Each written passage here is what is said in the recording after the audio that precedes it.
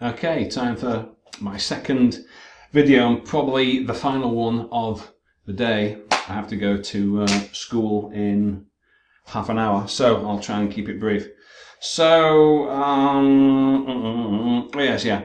One thing I wanted to say, I wanted to thank everybody who's subscribed to me on YouTube. Much appreciated. However, you know, if I look at the views, 130, 100, not so many people taking a look at the videos. 500 views, okay, that's not bad, but still not a lot of views for the recent ones. Well, you know, it would be nice if we got more, but we'll see how it goes. So this is a letter here. We'll take a look at this. It's another referral letter. I'll put the changes on as usual and post it in the group. Okay. So I'm writing to refer this patient husband for management. Okay. I know you've got the name there, but I usually put the name. I'm writing to refer Mrs. Weston for further management of carpal tunnel syndrome. I mean, that's okay though, but I would have put the name there, you know. Now, as I mentioned before, you know, cohesion and coherence are the vital part of writing, of anything. You know, you have to have an internal cohesion within a paragraph. So here, if it's a visit, the patient came, what they said, what you did, etc. You know, so you've got a logic within a paragraph, and logic within a letter, a cohesion. So you've got like these kind of regarding a social history on review today. Initially, I am writing. You know, so when you're doing a history, a paragraph, I would always, you know, put a signpost that basically says this is a history paragraph. You know, regarding the patient's social medical history, blah, blah, blah, blah, blah. Okay.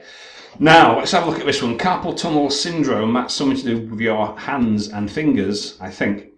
So, Mrs. Weston is divorced, and that's got to do with her hands because of what? Manager in a supermarket, okay, that's got to do with what? Now, for example, if she were working... Now, so... I mentioned this in the last video. Why mention their occupation unless it has a relevance or pertinence to the rest of the story?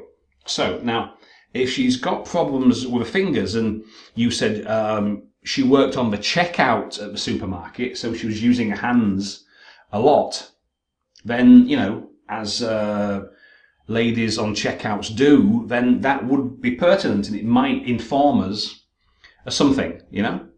But simply saying, oh, she's divorced and she works as a manager, well, that's again, what does that have to do with anything? And stress, okay, stress, that might be interesting, might contribute, but still, dropping in sentences without any connection or explanation as to why they are there doesn't help. Really. So she has had type 2 diabetes, okay, hypothyroidism, okay. She's, now, short sentence,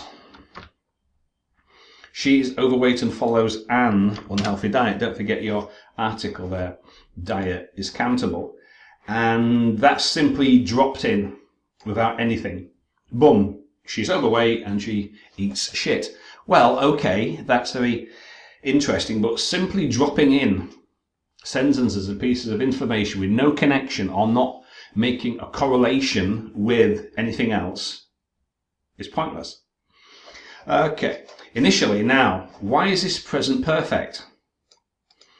When you've got a definite time, you don't use present perfect, you use the simple past. She presented with complaints of numbness and tingling sensation, so that's good. When you're using a noun, if it's an abstract noun, you can make it a plural, complaints of, etc. And got no sensation in the full name with the right hand. over the past which lasted or over the past 3 weeks. Okay. Moreover, she had disturbed sleep due to pain. What? Due to the pain or pain in the fingers, which was relieved by moving fingers. What? Moving her fingers or random fingers? So she has pain, but if she moved her fingers, the pain, it went away. Okay, so that could be a little clearer. In addition, she had difficulty in unscrewing jar tops, skipping glass cup holders. Well, you don't have to put all this stuff in. You could just say, you know, she has had difficulty in handling objects instead of jar tops and glass cups, you know, just hand it out. And the second thing, denied. Don't use that verb. Denied means something accuses you of something and you deny it.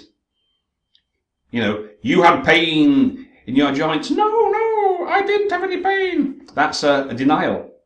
She didn't do that. She simply said she didn't have any pain. A denial is when somebody thinks you are guilty of something and you say, "No, it wasn't me." So don't use that verb. It doesn't work.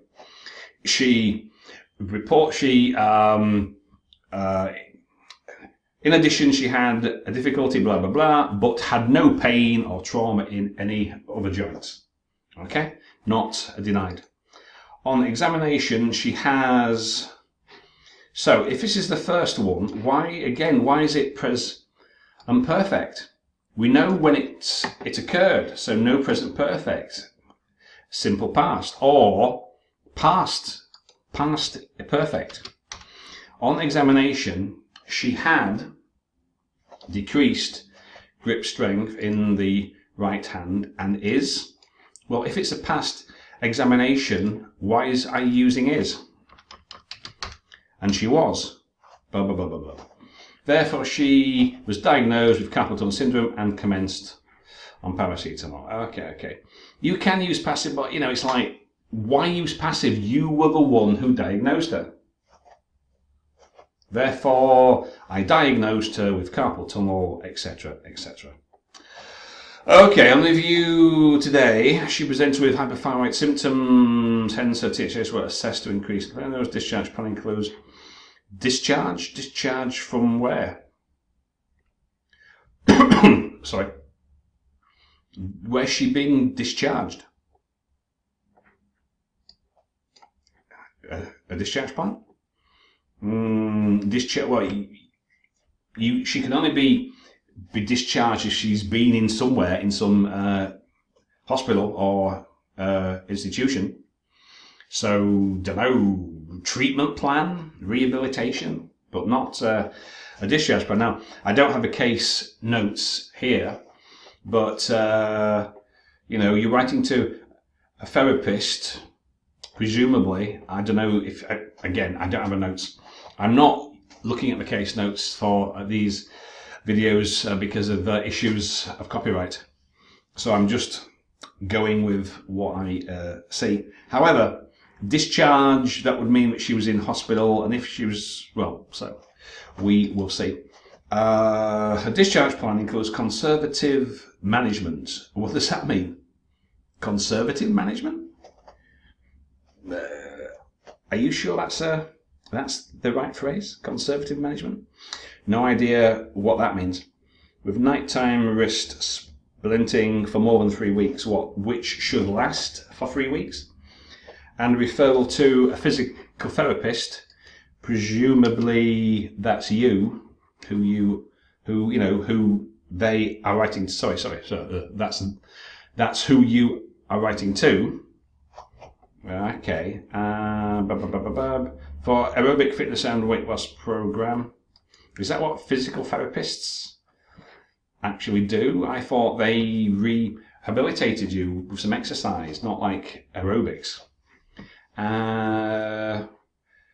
Okay. Additionally, not discovered a neurologic diagnosis, or probably neurological, make it an adjective. It would be greatly appreciated. Why would it be greatly appreciated? Why? Why would it be greatly?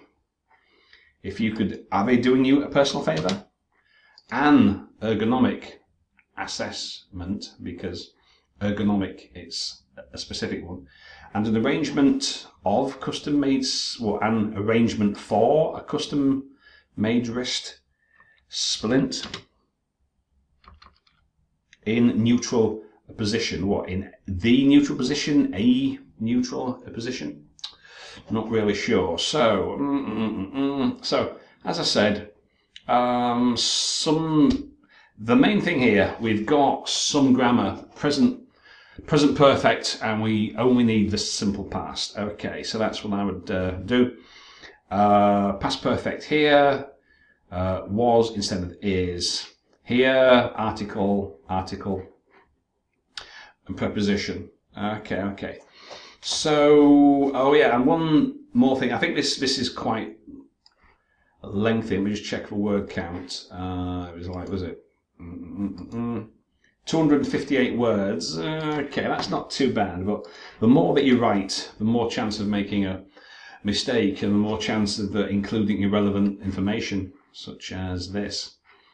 So I will try and keep the word count down a little bit if possible. Okay, not too bad. I'll see you next time, possibly tomorrow. Bye for now.